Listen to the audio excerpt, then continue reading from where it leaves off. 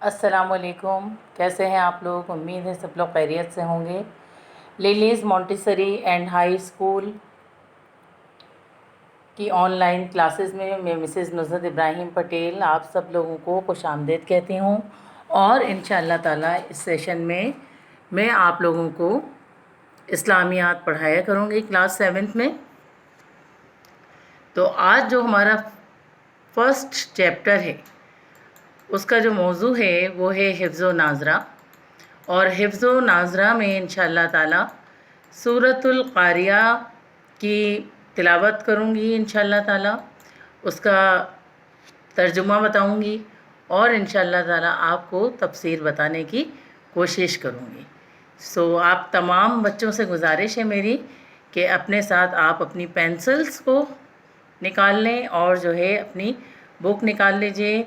Book में जो है हिफ्ज़ व नाज़रा का चैप्टर आप खोलेंगे और मैं जो है अभी आपको उसकी तिलावत, तर्जुमा और तफसीर बताऊंगी। किताब का सबक सफ़ा नंबर है 6। सफ़ा नंबर 6 पर है सूरतुल क़ारिया।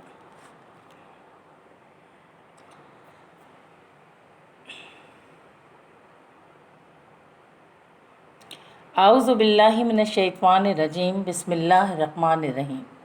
अल क़ारियातु मल क़ारिया वमा अदराका मल क़ारिया यौमा यकूनुन नासु कल फ़राशिल मबसूत व तकूनुल जिबालु कल अहनिल मनफूश फ़अम्मा मन सक़ुलत मवाज़ीनुहु फ़हुवा फ़ी ईशतिर राज़िया व अम्मा मन ख़फ़्फ़त मवाज़ीनुहु फ़उम्मुहु हाविया वमा अदरका माहिया नारु हामिया।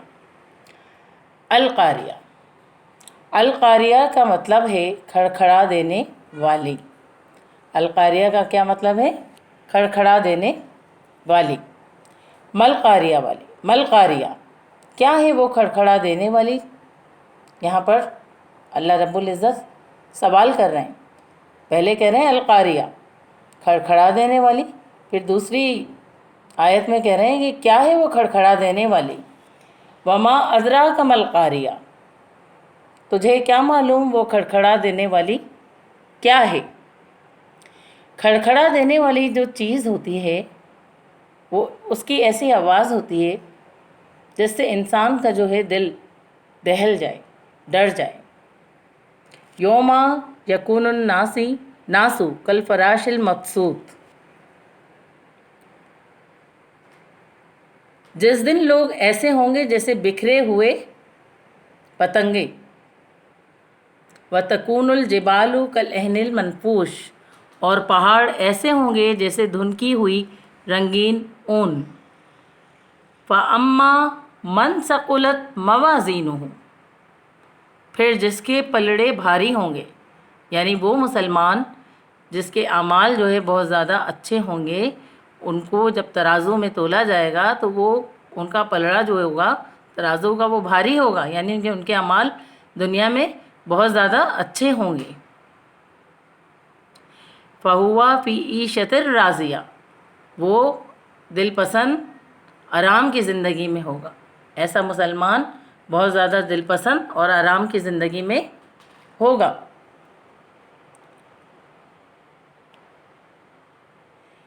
व अम्मा मन ख़फ़्फ़त मवाज़ीनुहु,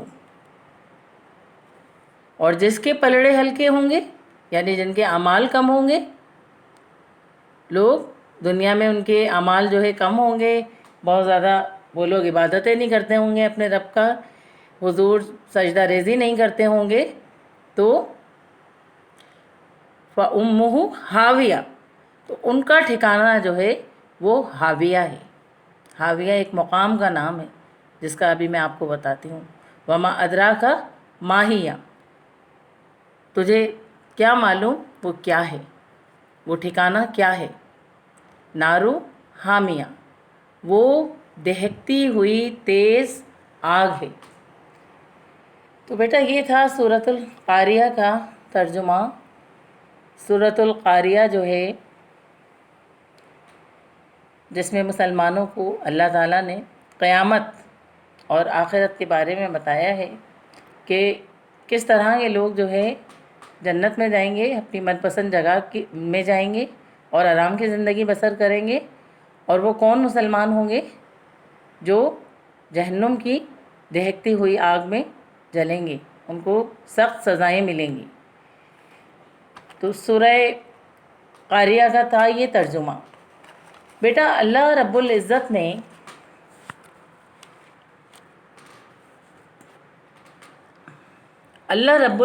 نے کلام پاک میں 29ویں اور 30ویں پارے میں بہت ساری صورتیں نازل فرمائیں، جن میں جو ہے قیامت اور آخرت کا احوال جو ہے اس کا تذکرہ کیا، یعنی قیامت کیسے آئے گی، قیامت میں کیا حالات پیش آئیں گے، آخرت کی زندگی میں اور جنت میں اور جہنم کیسی ہوگی، جنت میں کیا کیا انسان کو نعمتیں ملیں گی، اور دوزخ میں ہم جو ہے مسلمانوں کو کیا کیا تکلیفیں اور مصیبتیں اٹھانی ہوں۔ 29ویں اور 30ویں پارے میں اکثر اللہ تعالیٰ نے قیامت اور آخرت کا بیان فرمایا، مختلف موضوعات میں، مختلف عنوانات کے ذریعے۔ تو اس صورت میں بھی وہ بیان ہے، یعنی سورۃ القاریہ میں بھی وہی بیان ہے۔ اس کو بار بار جو ہے مختلف عنوانات سے اللہ تعالیٰ جو ہے بیان فرما رہے ہیں۔ کیوں بیان فرماتے ہیں؟ اس کا مقصد یہ ہے، کیا ہے؟ اس کا مقصد یہ ہے کہ قیامت اور آخرت پر انسان کا جو دل و دماغ ہے وہ قیامت اور آخرت اس پر چھا جائے، اور اس پر انسان کا ایمان مضبوط ہو، اور اس کی فکر دل میں پیدا ہو، یعنی کہ قیامت کی اور آخرت کی فکر انسان کے دل میں پیدا ہو۔ جیسے سورہ تکاثر میں اللہ تعالیٰ فرما رہا ہے، سورہ تکاثر آپ آگے پڑھیں گے تو اس میں بھی کچھ جو ہے آخرت اور قیامت کا احوال ہے کہ انسان جو ہے وہ صرف اور صرف دنیا کی زندگی میں لگا ہوا ہے، دولت کمانے کی تمنا میں مبتلا ہے، اور وہ اس کو جو ہے یہ خیال ہی نہیں آتا کہ ایک دوسری جگہ بھی آ جائے گی، یعنی جو ابدی زندگی ہوگی، ہمیشہ کی زندگی ہوگی، مرنے کے بعد انسان جو ہے اللہ تعالی رب العزت کے حضور پیش ہوگا۔ تو یہاں تک کہ موت کا وقت آ جاتا ہے، لیکن انسان کو اس بات کا احساس نہیں ہوتا، وہ کمانے کی دھن میں، دولت کو بڑھانے کے چکر میں اتنا زیادہ آگے بڑھ جاتا ہے کہ اس کو اس بات کا احساس ہی نہیں ہوتا۔ بہت سارے لوگ ہم نے اپنی مشاہدے میں دیکھے جن کی عمریں 40 سال ہو جاتی ہیں، 50 سال ہو جاتی ہیں، لیکن وہ دولت کمانے کے چکر میں اتنے محو ہوتے ہیں، اتنے مصروف ہوتے ہیں کہ انہیں اس بات کا خیال ہی نہیں ہوتا۔ تو یہاں سورہ تکاثر میں، سورۃ القاریہ میں اللہ رب العزت قیامت اور آخرت کی زندگی بتا رہے ہیں لوگوں کو کہ اگر ہم جو ہے کلام پاک کو ترجمے کے ساتھ پڑھیں اور جو ہے اس کو سمجھ کر پڑھیں تو ہمیں اس بات کا احساس ہو کہ مطلب یہ صورتیں اور ان کے ترجمے آنے سے جو ہے انسان کے اندر کیا کیا مثبت تبدیلیاں آ سکتی ہیں۔ تو اللہ تعالیٰ نے ان صورتوں میں انسان کو اس کی ابدی زندگی یاد دلائی، اور بار بار اس کا تذکرہ کر کے، ذکر کر کے انسان کے ضمیر کو جھنجھوڑا، جس کا مقصد یہ ہے کہ انسان دنیاوی زندگی سے نکل کر اپنی آخرت کی زندگی کی فکر کرے، اور اپنے اعمال اتنے اچھے بنائے کہ جب اللہ کے حضور ہم انسان پیش ہوں تو ہمارے اعمال کا پلڑا بھاری ہو، اور ہم اپنی من پسند جگہ یعنی جنت الفردوس میں داخل ہو جائیں، جنت الفردوس میں داخل ہو جائیں۔ تو اللہ رب العزت نے جو ہے بار بار مختلف موضوعات پر صورتیں نازل فرما کر انسان کے ضمیر کو جھنجھوڑا ہے۔ وہ بھی اسی کی بہتری ہے، اس میں بھی ہم انسانوں کی بہتری ہے کہ اگر اللہ رب العزت ایسا نہیں کرتے تو شاید ہم جو ہے دنیا کی لذتوں میں کھوئے رہتے، اور ہمیں قیامت اور آخرت کی زندگی کا احساس بھی نہیں ہوتا۔ تو یہ اللہ تعالیٰ کی ہم پر مہربانی ہے کہ اللہ تعالیٰ نے ہمیں مختلف صورتوں میں قیامت اور آخرت کا احوال بتایا کہ کون سے لوگ جو ہے اچھی زندگی بسر کریں گے اور کون سے لوگ ہوں گے جن کی مقدر جو ہے وہ دوزخ بنے گی، اور اللہ نہ کرے کہ کسی مسلمان کی جو مقدر ہے وہ دوزخ بنے۔ تو اللہ تعالیٰ ہم سب کے اعمال اتنے اچھے بنائے کہ جب ہم اللہ کے حضور پیش ہوں تو ہمارے اعمال کا پلڑا بھاری ہو۔ صحیح ہے، انسان زندگی، ہماری جو زندگی ہے وہ ایک پانی کے بلبلے کی مانند ہے۔ انسان کی زندگی کی شام کب ہو جائے، یعنی ہمیں کب موت واقع ہو جائے، یہ ہم میں سے کوئی بھی شخص جو ہے وہ نہیں جانتا۔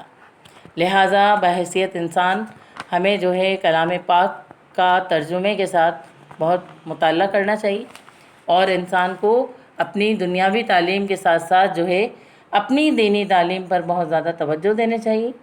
اور جب ہم ایسا کریں گے، ترجمے کے ساتھ کلام پاک پڑھیں گے، تو ہمارے اندر بہت ساری اخلاقی تبدیلی آئیں گی، ہم بہت مثبت ہوں گے، بہت اچھے انداز میں ہم لوگ جو ہے وہ سوچیں گے اور جو ہے سمجھیں گے لوگوں کو، اور ہمارے اندر بالکل رائی کے برابر بھی تکبر نہیں ہوگا، اور ہم تمام چیزوں کو بیلنس لے کے چلیں گے، دنیا کو بھی بیلنس لے کے چلیں گے اور ہم آخرت کو بھی بیلنس لے کے چلیں گے۔ تو مجھے امید ہے کہ آپ کو جو ہے یہ تفسیر بہت اچھے طریقے سے سمجھ آئی ہوگی۔ غور کیجیے گا بیٹا، یہ تمام چیزیں بتانے کا مقصد، یہ تفسیر میں نے بہت آپ کو آسان حروف میں بتائی تاکہ آپ اپنی عمر کے حساب سے ان باتوں کو سمجھ سکیں اور دھیان دے سکیں، تاکہ آپ کی عملی زندگی میں یہی عمر ہے آپ کی تربیت سازی کی، اور اسی عمر میں تربیت کرتے ہیں ہم اساتذہ آپ کی اور آپ کے والدین آپ کی۔ تو اس طرح سے ہم آپ کو جب باتیں بتاتے ہیں تو وہ اثر کرتی ہیں دلوں پر آپ کے، اور مجھے امید ہے اللہ تعالیٰ ہم سب کے اعمال کے پلڑا جو ہے وہ ہمیشہ بھارے رکھے، اور ہم سب کو جو ہے ہماری من پسند جگہ ملے۔ اللہ تعالیٰ جو ہے اگر مجھ سے کوئی زیر زبر پیش کی غلطی ہو گئی ہے، یا مجھ سے کوئی چیز بتانے میں کوتاہی ہو گئی ہے، تو اللہ تعالیٰ مجھے جو ہے وہ معاف فرما دے۔ تو زیر زبر پیش کی مسٹیک جو ہے وہ اکثر ہو جایا کرتی ہے تلاوت میں، تو تلاوت کرنے کے بعد جو ہے ہمیشہ ہمیں اس بات کا دعا کر لینی چاہیے کہ اللہ رب العزت کے حضور کہ اگر ہم سے کوئی غلطی ہو جائے تو اللہ رب العزت ہمیں معاف فرما دے۔